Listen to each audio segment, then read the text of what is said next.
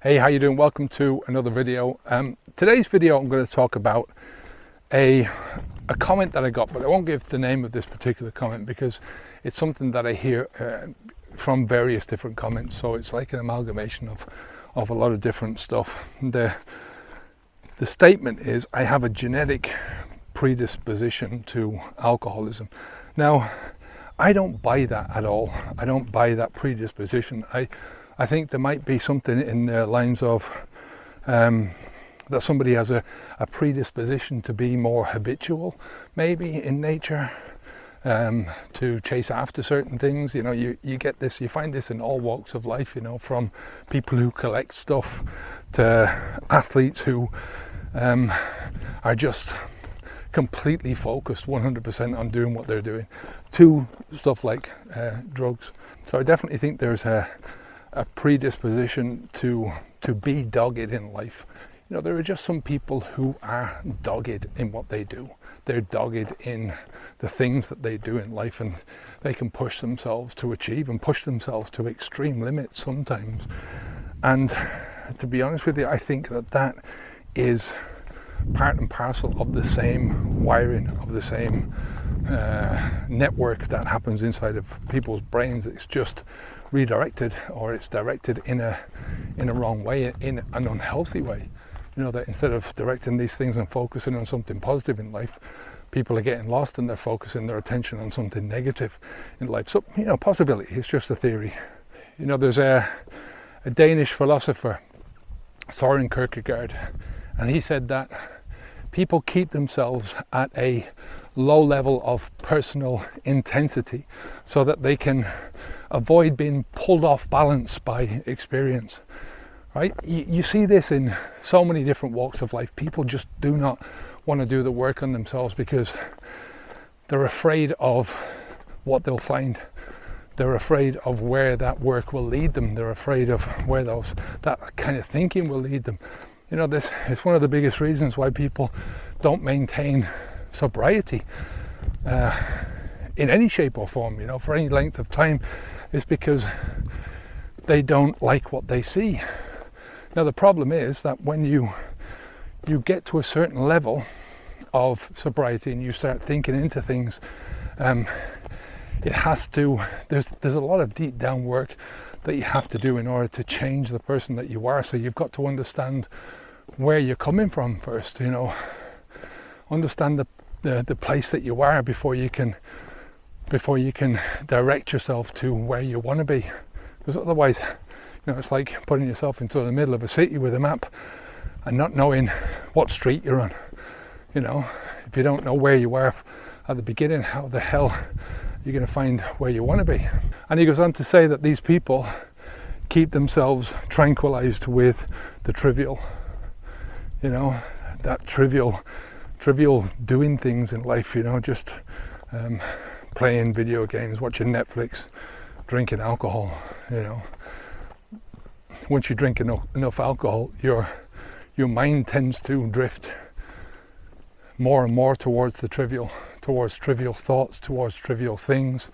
You know, your experiences become contracted into the alcohol and your life becomes meaningless. You know, looking at life like this, you can see how all addictions flow. You know, all negative addictions anyway, even, you know, some so-called positive addictions. If you're addicted to running and that's your life, you know, it can become a negative addiction. You know, bodybuilders. There was a guy, the Liver King, recently who was bullshitting everyone that he was living a certain lifestyle, clean lifestyle, and he was able to get his body into a massive shape, you know, Arnold Schwarzenegger size, without doing any steroids. And then eventually he was found out that he was doing steroids. So, you know, that's a negative addiction, a negative viewpoint, I think. So, you know, all low-level activity, and people, I think, become addicted to that. Then, you know, your mind is stupefied, and your mind only responds then to low-level stuff. You know, you can't take anything higher level. You know, any high level thinking, I'm not saying this with everyone, but I'm saying if you compare yourself with nobody else, but yourself with yourself, compare yourself with alcohol, compare yourself without alcohol. If you want to do this, do it for a month, go off alcohol for a month, and you'll see how much better your life is, how better you process things, how better you just live, how better you think, how better you eat, how better you sleep, And then tell me, and that's the comparison, just a direct comparison. That's the only comparison that matters, is you against you. Your life with alcohol, your life without alcohol. When somebody says something like, I have a genetic predisposition to alcohol, it makes sense that people, they don't want to put the blame on themselves, because that is painful, to not only suffer the consequences of what's happening to you, but to understand and to know that you're doing it to yourself. That's painful. So it's an easy thing to try and shift the blame away from yourself and towards something else. But the outcome of this is that you start to see yourself as a victim of a part of yourself that you can't change, a part of yourself that you can't control. And what happens when you start to see yourself in that light is you start to look at your life through that lens. You start to, instead of looking at life through rose tinted glasses, they're shit tinted glasses, that everything then is tainted by this thing that is wrong with you inside. And there's no proof that it's wrong with you, but it's just what you're telling yourself. And like I said, it's easy to tell yourself these things. It's a cop-out. It's probably one of the biggest cop-outs that you'll ever do with yourself. Because not only is it wrong, in my opinion, but it stops you from seeking out the real truth. The real truth for most people, for everyone, is a habit. Now, the problem is that some people, a small minority of people, will take this habit beyond realism. Most people will stop when they'll get to a certain roadblock. Something will happen in their lives and they'll stop. They'll get a fright, a shock, and their life will start to fall apart, and they'll sit back and really take notice. They always say, well, you have to hit rock bottom. I don't believe that.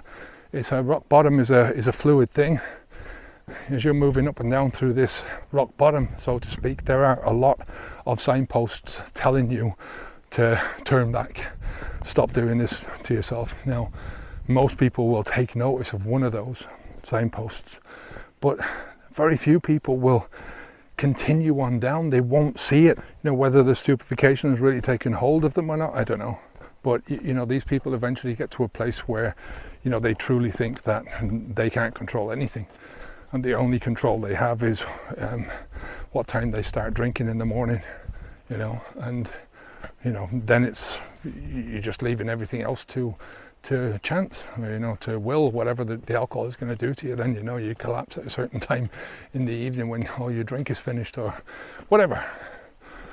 But the only antidote to that, I think, is first understanding what's happening, and taking notice of the signposts and taking full responsibility for the things that are happening. Don't allow these thoughts to come in.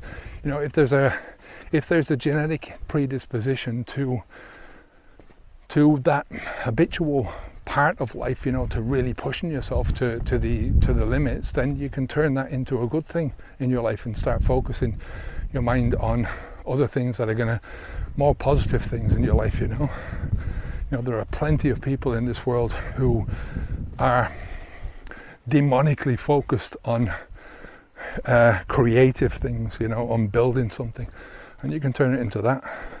I don't see why you can't, but it all starts with personal responsibility. If you can't control something outside of yourself, then you have the ability to respond, and it's how you respond that matters, right? Now, always remember that the strongest lies are the ones that you tell yourself, because you know which buttons to press. You know which lies are going to work and which lies are not going to work. You know how to steer yourself into those areas where you'll just shut up and become numb. So taking full responsibility for yourself and committing to a journey, I think that's truly the only antidote to having a successful life. And yeah, success is a big, large word, and it means different things to different people. So listen, I'm going to stop it there today. If you've got any questions, leave them down below. We answer the questions that are left, prioritize them by subscribers first, or if you remember down below, then we prioritize them through that. If you want help to stop drinking alcohol, you know where we are, Habits V2. Take good care of yourself. You're the only person who will do that, to the utmost. So look after yourself. You can start doing that by stopping putting the alcohol into your mouth. All right, I'll leave it there for today. Take good care of yourself. Onwards and upwards. Bye now.